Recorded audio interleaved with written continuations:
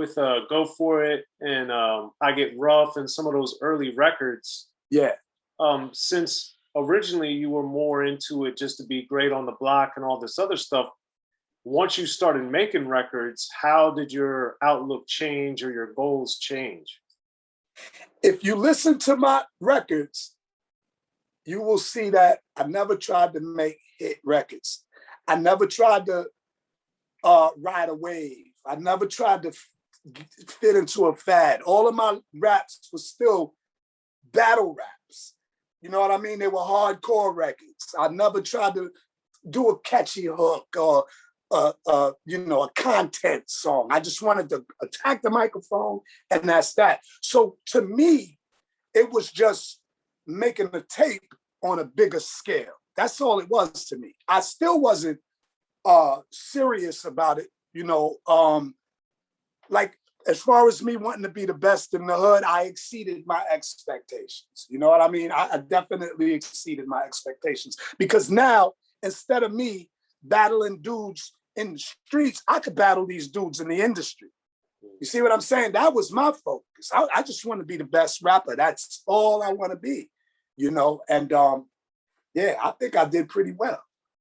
Yeah, well, it's interesting you say that, because when I was thinking about all this, and as you were saying it, on the main source, the Fuck What You Heard, the Merrick Boulevard song, you talk about 123 battles and never lost. And in the 93, 94 era, most people making records had not, they weren't talking about as much as battling anymore at that point. It was much more about being an artist and putting out songs and stuff. Right. So that wasn't. Yeah, that was never my vibe, man. My vibe was just to stick to what to be myself, man. I don't make records that that I don't try to chart or none of that. I make records that I want to hear in my playlist. That's what I do, and I happen to have a lot of followers that feel the same, and that's why I just stay true to myself, and that's that. I never really wanted to, and when I got with Main Source, believe me, they pushed me to try to crank out these hits and this, that, and the other. I just wasn't with it. And that's why I always say, I never tried to take Large Professor's place. I just got down with Main Source to add that Mikey D flavor. You know what I mean? Paul got it. See, Paul wanted to be a well-rounded artist, with the hits and this, that, and the other. Not me. I just want to be dope. You call me. Somebody want to battle you? Get me. Put me out there. That's all I wanted. That's it, man. But if a check came with it, hey, I'm not going to turn it away. But I'm not chasing it. I'm not chasing. So then what was Elite Records back in like the 86, 87? Well, Elite was right after, first it was Public Records. Public Records was Walter Scalera. And when Walter Scalera, after we left Public, we went to Sleeping Bag. So when Walter Scalera went out of business, Arthur Armstrong, who was our manager, he started Elite Records, and he put the same two records that we had out on Public on Elite. That's all he did. He just remade the records. Okay, got you. And then, given that you had been really emphasizing battling, by the time, even though it's different, even though it was like the same mentality, making records, how did you find that you enjoyed it? Did you not enjoy it? Did you not care? Was it just exciting being in the studio and making music? Like, how did that feel for you? It's therapy for me.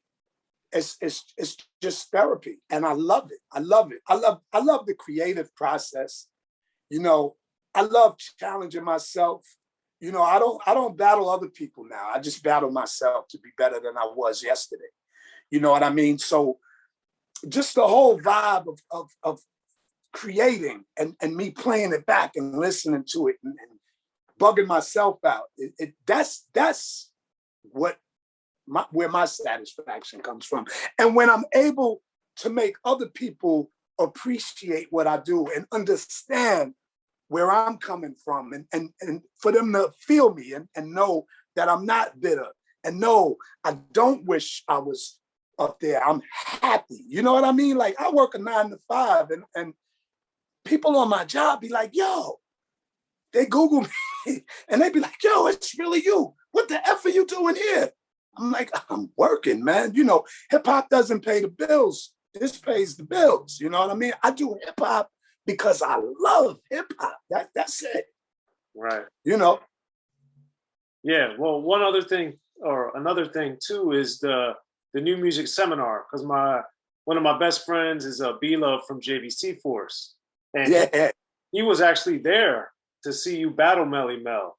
So for the people like myself that weren't, I wanted you to explain, like, how did it end up going to where basically everybody was riding with you? And on top of that, as somebody that I'm sure had been studying, listening to Melle for so long, to actually, in most people's eyes, everybody's eyes, beat him, what did that feel like? Well, that was a definite rush right there. It was weird, but it was a rush. When I signed with Sleeping Bag Records, I signed on the reputation of my battling ability. Mantronics actually wanted to sign me to him. I believe him and Tricky T may have been going through something at the time, and I think it was time for Mantronics to come up with something new, and they had gotten wind of me, and Mantronics wanted me to get down with him. I was supposed to be Mantronics, but I'm loyal. I'm a loyal person. And it's not that I had anything against Mantronics. You know, it was a great opportunity, but I couldn't leave Johnny Quest and Paul.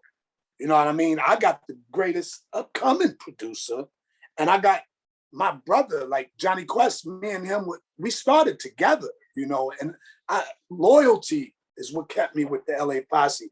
So Virgil Sims wanted to hear what we had as the LA Posse. You know what I mean? And we let them hear some stuff, and they was like, oh, wow, we should sign them. And actually, my man Bryce Wilson, he got down with Mantronics. That's another one of my boys, Bryce. But so when we got down with Sleeping Bag, you know, they found out about me having the capability to battle, and the new music seminar was around, you know, coming around that time. And the same time they wanted to release the song. So what did they do? Without even telling me, they entered me into the new music seminar. So now, if you listen to the record that I made, I Get Rough, which I made in 1987, the last 4 bars were, I don't wear a lot of gold and I don't drive a car. My muscles ain't large, but my pockets are. People see me on the street and treat me just like a star. I don't even have to practice for the seminar. That was the year before they entered me into the seminar. I didn't practice for the seminar. I went in there as myself. I went in there battling like I would battle on the streets, because I mean, I used to walk up and down neighborhood blocks and calling anybody out. LL Cool J can tell you this. Cool G Rap can tell you this. Me and Cool G Rap stood toe to toe. You know what I mean? People could tell you how I was. So the new music seminar is I think it's a 3-day event. 2 days are the DJ and MC battle. The first day is the preliminary battle. So there's a lot of artists trying to win this preliminary so you could be in the actual event the next day. So in the preliminary, I had to battle one of my homeboys, a Queens brother named Mr. X. They had the record out, You Know I Drink Oh Gold at the time. So I had to battle Mr. X. I'm like, oh man. So, you know, we did our thing, and I came out on top, and the next day was the actual battle. But that first night, they had parties everywhere, man. And I mean, we must have hit about 5 different parties. I performed, you know what I mean? And I had my crew with me. It wasn't no drama back then. It was all fun back then. Next day, we had to be at the Marriott Marquis. I believe we had to be there at 11 o'clock or something like that, a.m. When it was time to go, I couldn't get a hold of none of my boys because everybody was pooped from the night before. You know what I mean? So the only one that I was able to grab was Johnny Quest. That's because he was an arm's length. He lived right down the block. I'd knock on his door and boom, boom, boom, boom. So he came with me. We went out there. So now, that second day, to get to the belt, you have to go through, I don't know, maybe 11 or 12 different battles. They pair you up against somebody, and you keep battling and to advance to the next round. And it's 2 rounds apiece. Search was in this competition. My man King Son was in this competition. There was a guy named Bango. He was really dope. He was in the competition. It was a lot of rappers. So, I'm going through each one of these levels. It was like some Wu-Tang stuff going on. I have to go through the different chambers, But after all was said and done, the 2 that was left to get the belt was Bango and myself. So we went at it, and I edged them. Just I got the edge on them, and I won. So I get the belt and everything. And the original plan was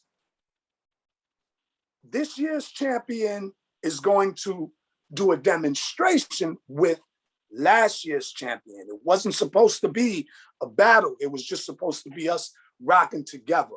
You know what I mean? Him welcome me into the champion circle. He didn't want to do that.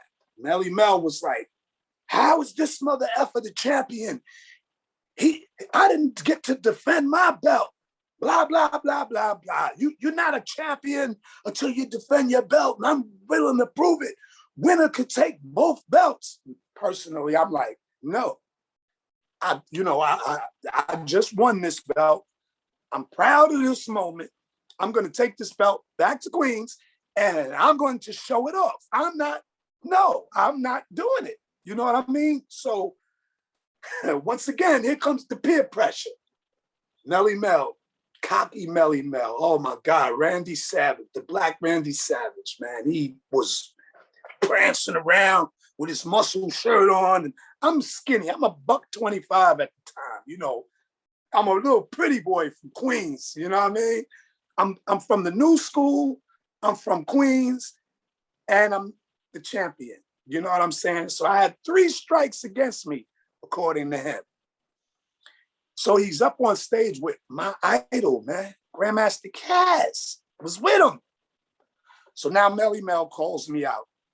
He says, this belt don't mean to me. And he drops his belt on the ground. He said, if you're a real champion, you'll battle for that belt. And I'm still like, hell no.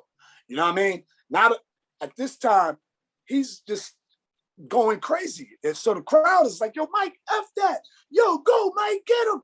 Blah, blah, blah, yo. So the crowd is on my side now. That's the peer pressure right there. I looked at the belt. I looked at his belt. I looked at the crowd. And I'm making up my mind. I'm catching flashbacks. I'm like, damn. And I slammed my belt on top of his, and it was, let's go. Let's go. Because now you got my back up against the wall. You're trying to play me. I'm gonna tear his head off. I wanted to respect my elder and respect the legend, but that was out the window. Because remember, I'm cut from that cloth. This battle is what I came here for. All I wanted to be was the best rapper out there, and this was my chance to prove it. Okay? So now, he's doing push-ups. You know what I mean? There was an SP12 on the stage where you could select whatever beat you wanted. I didn't even need the beat. I was doing the rhyme off of the momentum of his push-ups, and I was dissing him. You know what I'm saying? He wasn't ready to get dissed.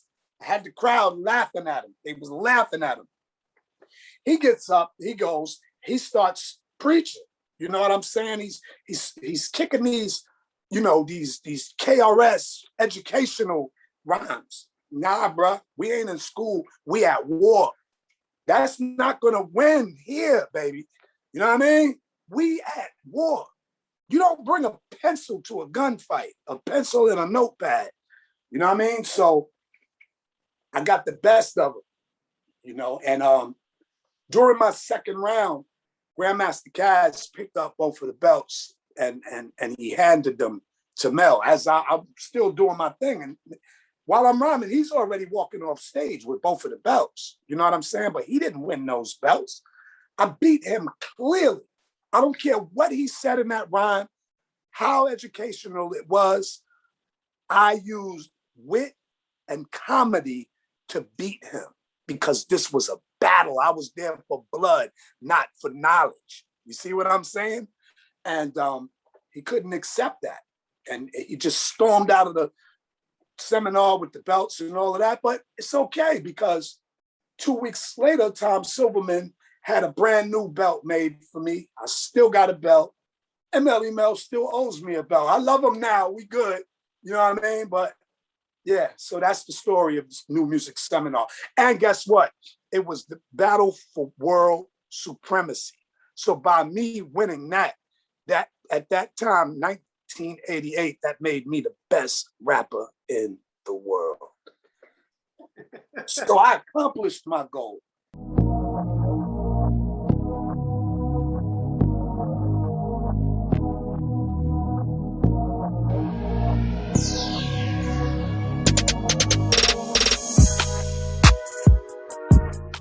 Be sure to check out the History of Gangsta Rap by Soren Baker. He's official. History of Gangsta Rap features exclusive interviews with Ice-T, Snoop Dogg, MC Ren, the D.O.C, and dozens of others. The History of Gangsta Rap, a definitive look at how Los Angeles changed rap forever. In Los Angeles, the streets definitely set the tone of the hip-hop music. At 19, I got a $50,000 car. My whole angle always was, I'll be street, but I will always tell you the horrors that go along with this life. There will be penalties and casualties for just wearing the wrong color in somebody's neighborhood. And once gangsta rap made it from the streets to the TV, the genre exploded. With Fab 5 on Yo MTV back with NWA. Yo MTV, it just catapulted us from being local heroes to national gangbang rappers. The History of Gangsta Rap discusses it all from 1980 up till today. It's always gonna be shit happening in the streets. You know what I mean? So it's always gonna be something to talk about. The History of Gangsta Rap in stores now.